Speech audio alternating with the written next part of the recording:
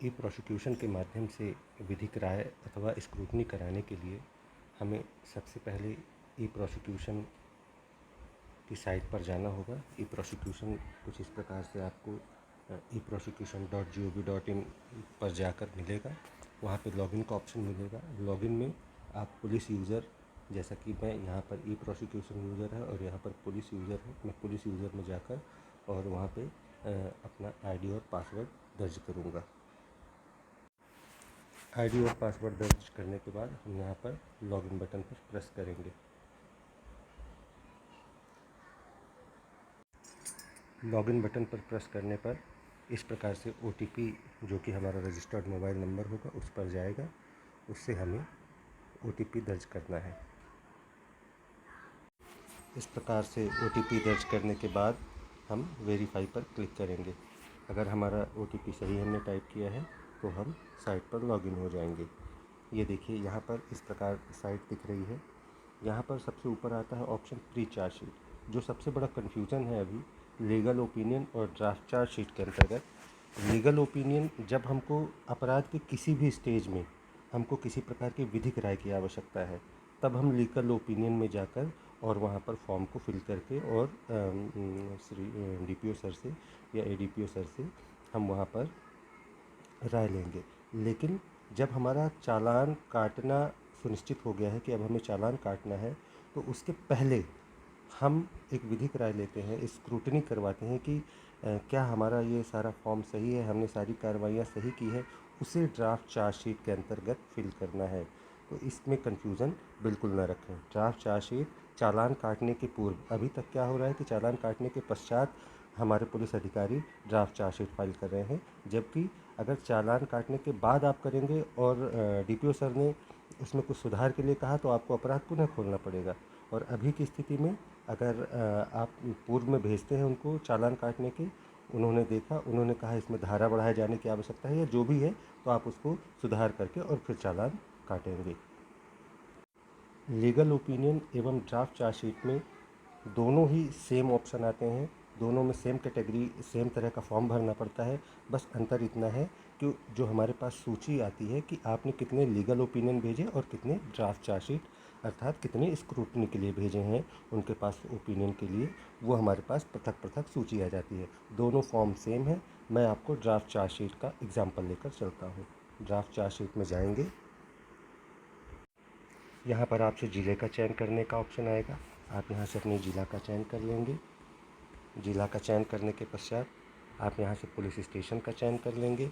कोई सा भी, जो भी आपका पुलिस स्टेशन होगा, जो IO होंगे उनका नाम ऑटोमेटिकली आएगा, जिनकी IDC हो रहा होगा। अगर वो नहीं है तो यहाँ पे नाम आप बदल सकते हैं। कंप्लेनेंट का नेम आपको लिखना पड़ेगा, जो भी कंप्लेनेंट का नेम यानी कि जो भी शिकायत करता है। इसके बाद FIR क्रमांक, जो भी FIR क्रमांक होगा, मान लीजिए मैं 1 लिख देता हूँ और वर्ष लिख देता हूँ 2025 और यहाँ से फेच फ्रॉम ICJS और फेच फ्रॉम स्टेट डेटा, ये 2 तरह का डेटा आता है। कई बार ICJS से अगर फेच नहीं हो पाता है डाटा तो आप स्टेट डाटा से भी कर सकते हैं। जैसे मैं अभी फेच फ्रॉम ICJS करता हूँ, देखता हूँ आता है कि नहीं। देखिए यहाँ पर मैंने फेच फ्रॉम ICJS किया है। अब ये अपराध का आ गया है विवरण। अब अगर यही हमारा अपराध है तो इसको हम वेरीफाई करेंगे अथवा नॉट वेरीफाई करेंगे। अभी मैं अगर इसको वेरीफाई करता हूँ तो इसके बाकी की डिटेल्स यहाँ पर, जैसे कि अधिनियम धारा भर गई है। अब हम यहाँ पर विषय लिखेंगे। विषय में हम लिखेंगे स्क्रूटनी किए जाने बाबत, या जो भी आप उस पर विषय जिस वजह से आप भेज रहे हैं, तो हम यहाँ पर स्क्रूटनी के लिए भेज रहे हैं तो स्क्रूटनी किए जाने बाबत लिख देंगे। हमारा केस टाइप कैसा है, BNS है, BNSS है, वो लिख देंगे। ब्रीफ फैक्ट्स में आप यह लिख सकते हैं कि इस अपराध में क्या क्या चीज़ें हो चुकी हैं और अब चालान काटना बचा है, तो एक ब्रीफ फैक्ट उसमें लिख सकते हैं। रिमार्क्स में कुछ विशेष आपको टिप्पणी देनी है, तो विशेष कुछ आपको जानना है, आप उसको कर सकते हैं। और उसके बाद जो है यहाँ पे मैं कुछ भी ऐसा एग्जाम्पल के रूप में कर देता हूँ। और जैसे ही हम सेव करेंगे, अच्छा मैंने यहाँ पे कंप्लेनेंट का नाम नहीं लिखा था, मान लीजिए मैं अपना ही नाम लिख देता हूँ अभी कंप्लेनेंट में, और विषय में भी कुछ लिख देता हूँ कि स्क्रूटनी होती। और इसके बाद जो है हम यहाँ पर सेव करेंगे। जैसे ही हम सेव करेंगे तो हमें अगला ऑप्शन देखिए, case diary detail drafted successfully का मैसेज आ जाएगा। अब अगला ऑप्शन आ जाएगा यहाँ पे फाइल अपलोड करने के लिए। यहाँ पर हम ऐड मोर पर जाकर जहाँ पे भी हमने फ़ाइल रखी होगी वहाँ से हम फाइल का चूज़ करेंगे। फ़ाइल हमारी 10 MB से ज़्यादा की नहीं होनी चाहिए। 10-10 MB की हम 4 फाइलें यहाँ पर अपलोड कर सकते हैं।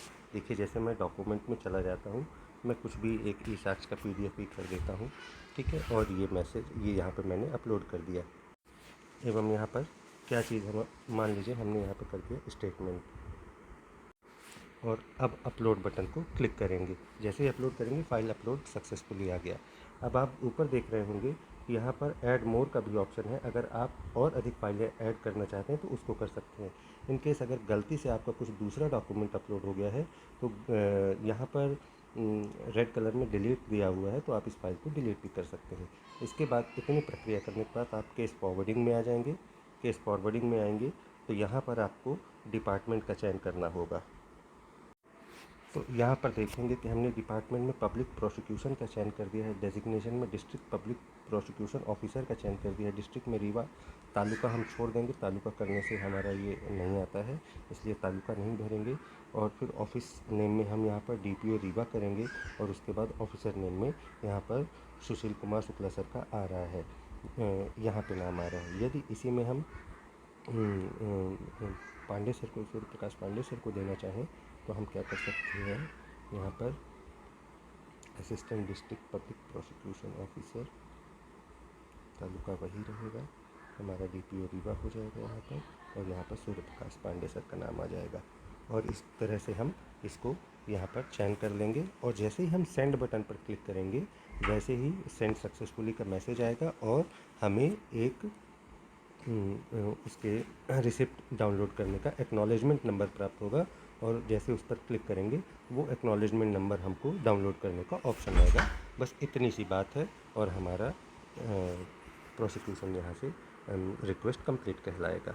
और जब उसके बाद उनका वहाँ से हमें रिप्लाई आएगा तो रिप्लाई हमको रिसीव्ड रिप्लाई में यहाँ पर दिखने लगेगा। आप दिनांक का फिल्टर लगा कर यहाँ से और यहाँ से सर्च करेंगे तो जितने भी रिप्लाई उन्होंने किए होंगे वो आपको यहाँ पर दिखाई देंगे।